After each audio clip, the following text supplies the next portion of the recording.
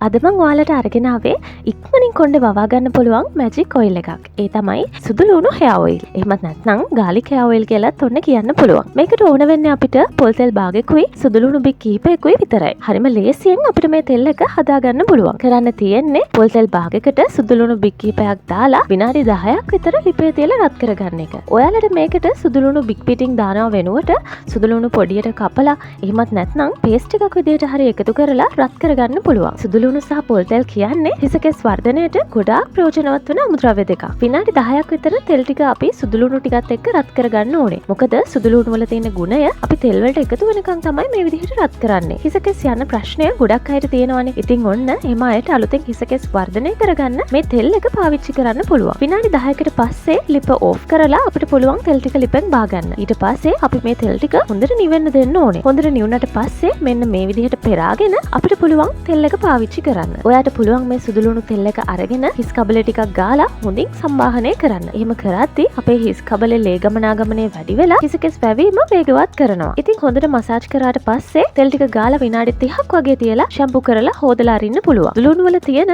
Sync, calcium, sulphur වගේ khනිජ වලින් තමයි හිසකෙස් වැවීම වේගවත් කරන්නේ. ඒ වගේම ඉස්සොරි වගේ ගැටලු තියෙන අයට මේක හොඳ සත්කාරයක්. ඔයාලට පුළුවන් සතියේ දෙපාරක් විතර මේ සත්කාරය කරන්න. සුදු ලුණු වල තියෙන සෙලීනියම් කියන සංඝටකය කොණ්ඩේට ඕන කරන විටමින් E සපයනවා. ඒ වගේම සල්ෆර් වලින් හිසකෙස් ශක්තිමත් කරනවා. ඒ විතරක් නෙමෙයි සුදු ලුණු වල තියෙන විටමින් C කොලජන් නිෂ්පාදනය වේගවත් කරනවා. ඉතින් මේ හැමදේම එකතු වෙලා තමයි අපේ හිසකෙස් වර්ධනය කරන්න සුදු ලුණු උදව් වෙන්නේ. ඉතින් ඔයාලටත් පුළුවන් මේ සුදු ලුණු තෙල් එක හදලා පාවිච්චි කරලා බලන්න. ඔයාලට මම කලින් දවසක ගෙනාවා සුදු ලුණු වලින් නියපොතු වවන මැජික් එකක්. ඉතින් ඔයාට පුළුවන් ඔන්න සුදු ලුණු වලින් කොණ්ඩේ වවන මැජික් එකත් කරලම බලන්න. එහෙනම් තවත් අලුත් වීඩියෝ එකකින් අපි ආයෙත් හමු වෙමු. තාමත් ඔයා Life with Tumi YouTube channel එක subscribe කරලා නැත්නම් අදම subscribe කරන්න. එහෙනම් අලුත් වීඩියෝ එකකින් ආයෙත් හමු වෙමු. හැමෝටම සුබ දවසක්.